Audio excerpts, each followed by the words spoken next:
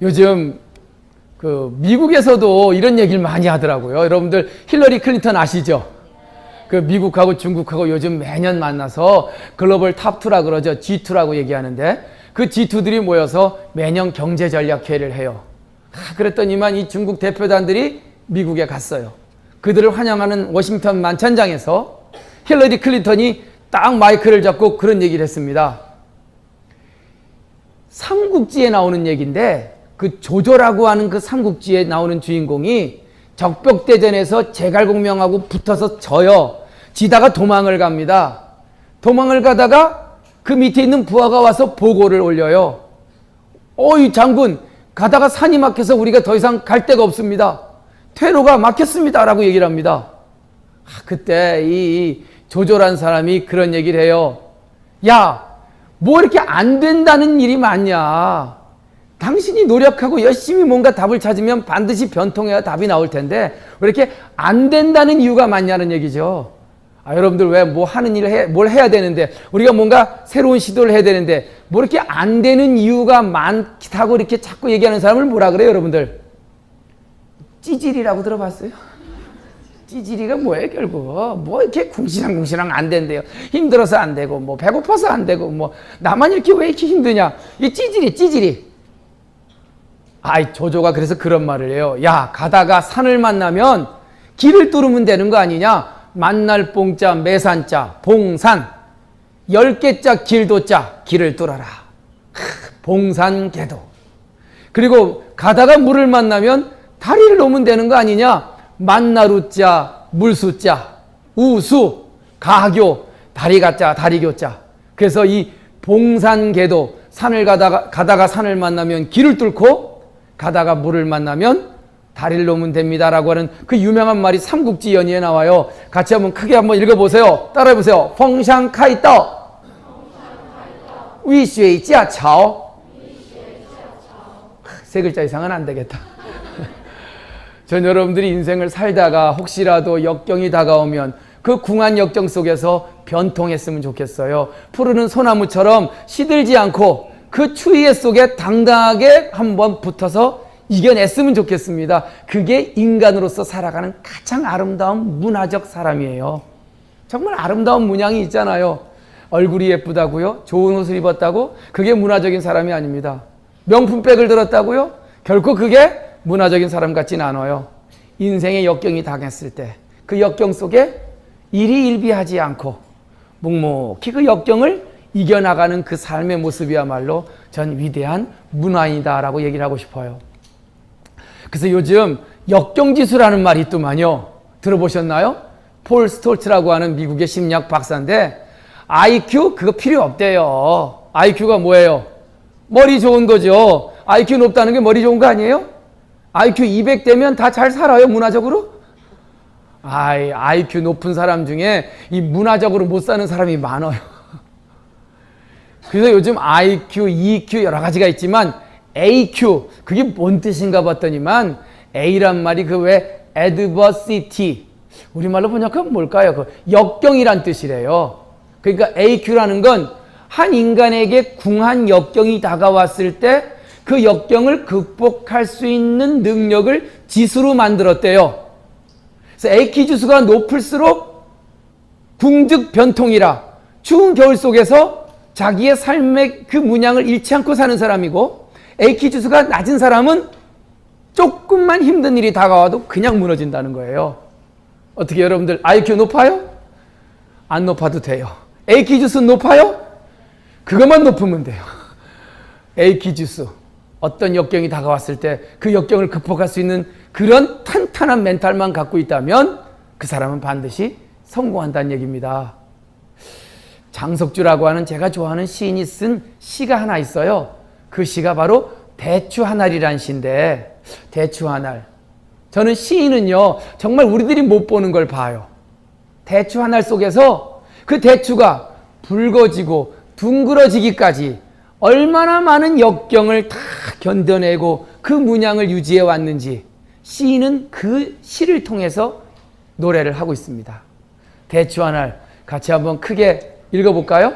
네? 시작. 적의 저절로 붉어질 리는 없다.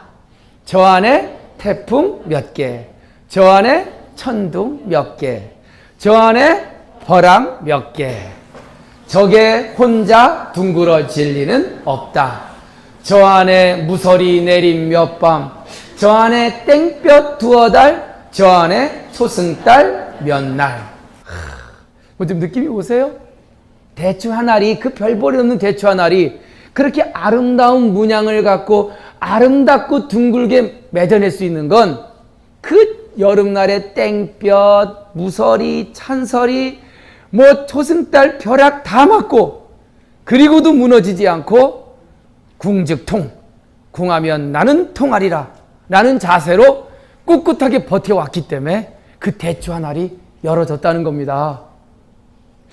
제가 옛날에 대추를 정말 길러본 적이 있어요. 대추나무 키워보셨어요? 정말 대추나무를 잘 키우려고 뭐 비료도 많이 주고 얼마나 잘했는지 몰라요.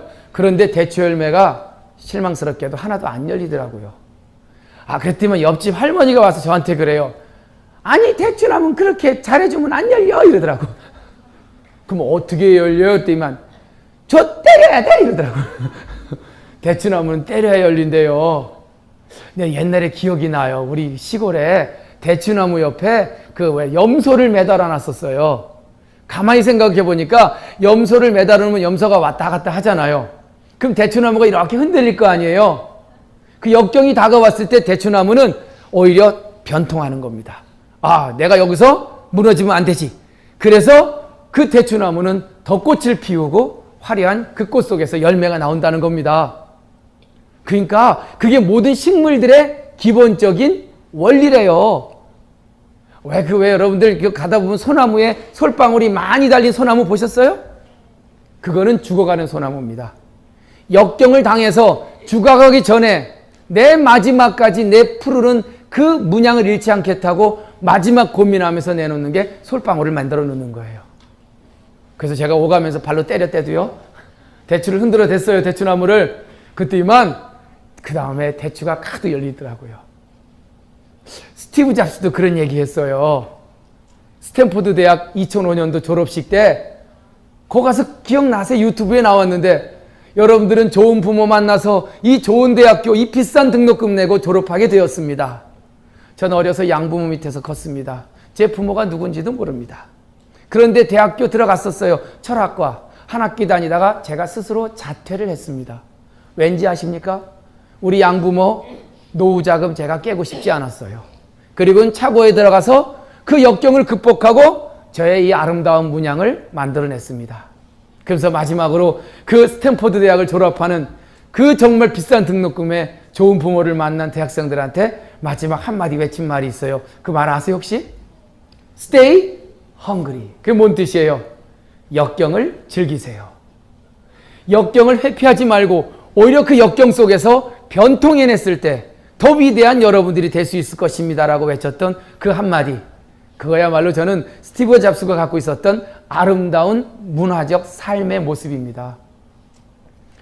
호지민이라고 하는 분이 있어요. 이분이 월남의 유명한 영웅인데 그 호지민 하면 도시 이름도 호지민 시가 있습니다. 월남에.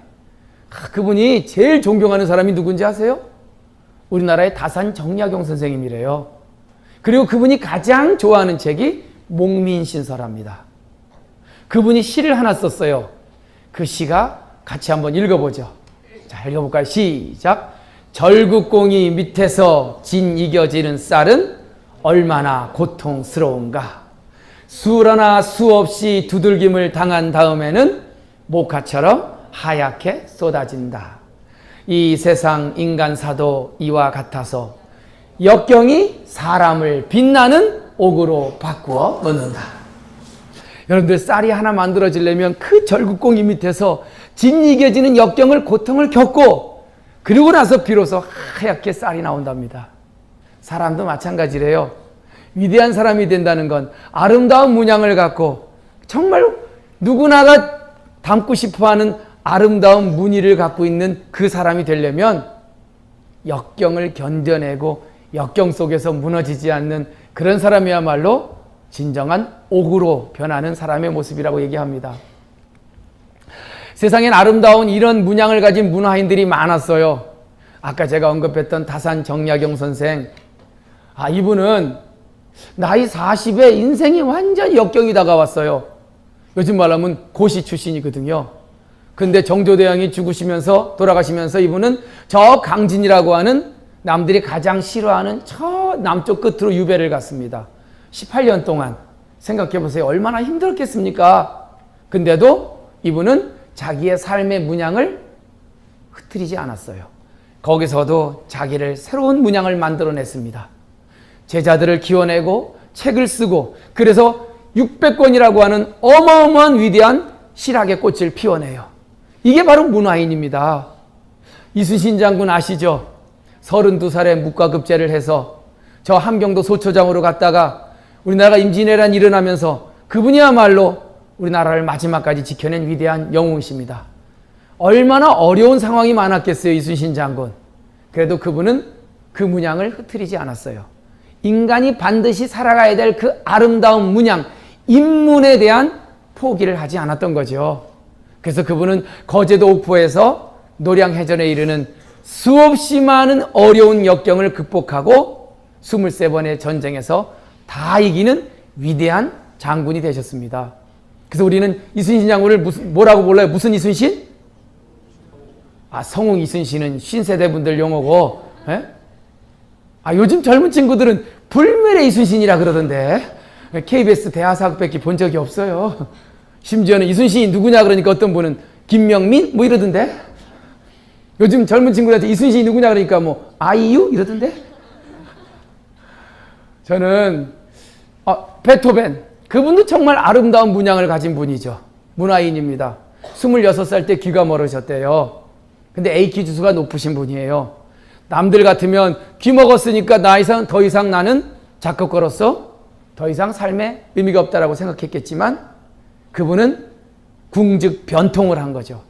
그렇다고 해서 이 역경이 내 문양을 깨트리지 못한다. 그래서 그는 더 이상 귀로 못 듣겠다면 나는 가슴으로 듣는 음악을 작곡하겠다. 그때부터 음악이 나온 게 그게 여러분들 잘 아는 운명교향곡, 합창교향곡이 그때부터 쏟아져 나왔대요. 밤밤밤밤 이런 거 있잖아요. 왜? 그게 귀로 듣는 음악이에요. 역경을 극복한 그 위대한 AQ 지수가 높은 베토벤의 가슴으로 작곡한 음악입니다. 전 여러분들이 아름다운 문양을 그리며 살아갔으면 좋겠어요. 출세하라는 얘기가 아닙니다. 높은 자리에 올라가라는 얘기가 아니에요. 그렇다고 해서 여러분이 엄청나게 많은 부를 소유하라는 얘기가 아닙니다. 남들은 어떻게 생각할지 모르지만 그러나 나한테는 의미 있는 것들. 남들은 특수하지 않다고 생각할지 모르지만 나한테는 일반적이고 그러나 정말 의미 있는 이 소소한 나의 문양을 그리며 살아간다는 것. 이것이야말로 인생을 살아가는 굉장히 중요한 방법이 아닌가 싶어요. 그래서 역경 속에서 흔들리지 않는 그런 사람의 모습을 갖다가 옛날부터 대장부라고 불렀어요. 대장부. 대장부란 말 들어보셨죠? 자꾸만 대장부 하니까 사내 대장부만 얘기하는데 대장부라고 하는 건 어떤 역경 속에서도 흔들리지 않는 자기만의 문양을 쫙 그리며 살아가는 사람의 모습을 우리는 보통 대장부답다라고 얘기를 해요. 그런데 대장부가 그냥 되는 게 아니에요. 대장부가 되려면 든든한 마음이 하나 있어야 되는데요. 그 마음의 이름을 부동심이라고 합니다. 따라해보세요. 뭐라고요? 부동심. 안 입을 자에 움직일 동자에 마음심자. 어떤 역경이 다가와도 흔들리지 않는 그 마음을 우리는 부동심이다라고 얘기를 해요. 그런데 그 부동심을 가지려면 호연직이란 일종의 에너지가 필요하대요. 호연직이. 그게 산 위에 올라가서 야호하면서 생기는 그 기운이 아니라 호연직이라 함은 한 사람이 갖고 있는 정신적 에너지로서 이 호연지기가 방전되면 마치 전화기 배터리가 방전되듯이 그 사람의 정신이 완전히 정지된답니다. 그걸 요즘 여러분들 용어로 멘붕이라고 한대요. 멘붕. 근데 호연지기가 강해지면 어떤 상황이 다가와도 흔들리지 않는 나만의 부동심의 문양을 그리며 살아간대요.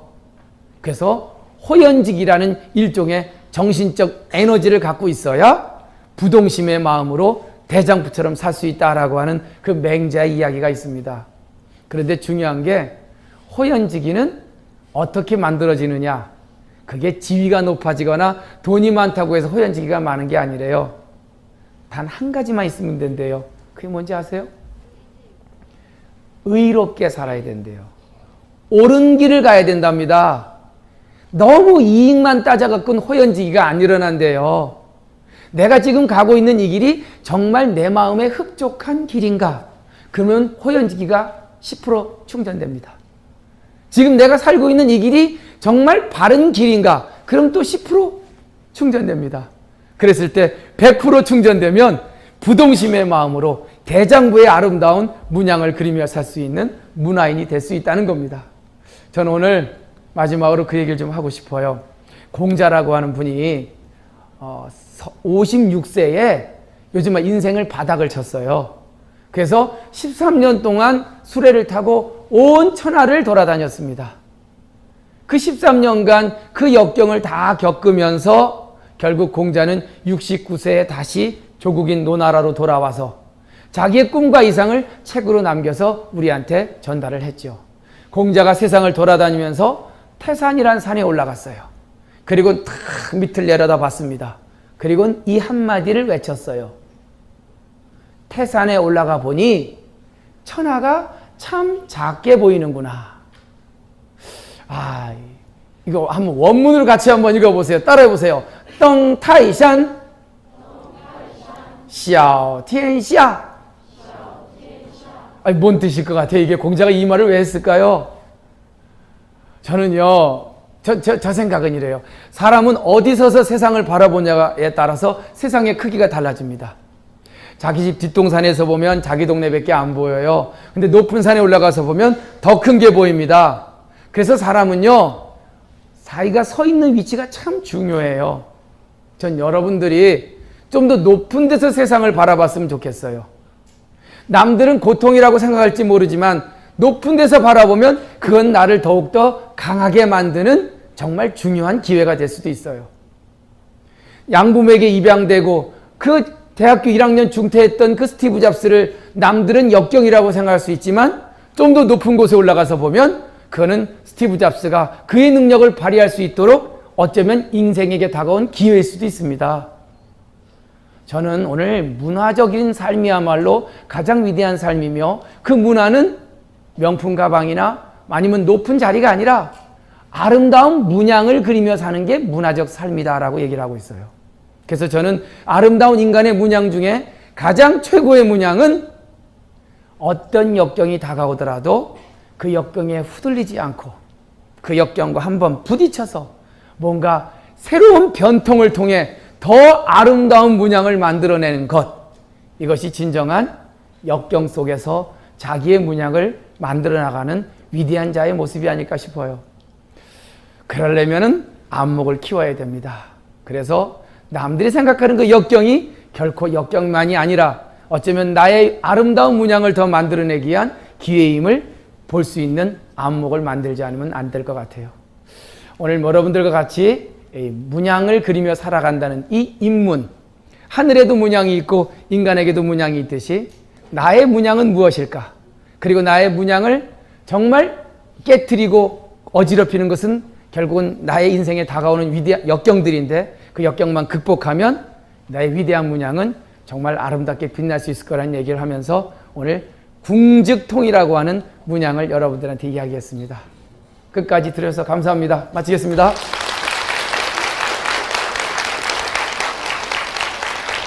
네, 오늘 좋은 강연 들으신 박재원 원장님께 다시 한번 큰 박수 부탁드리겠습니다.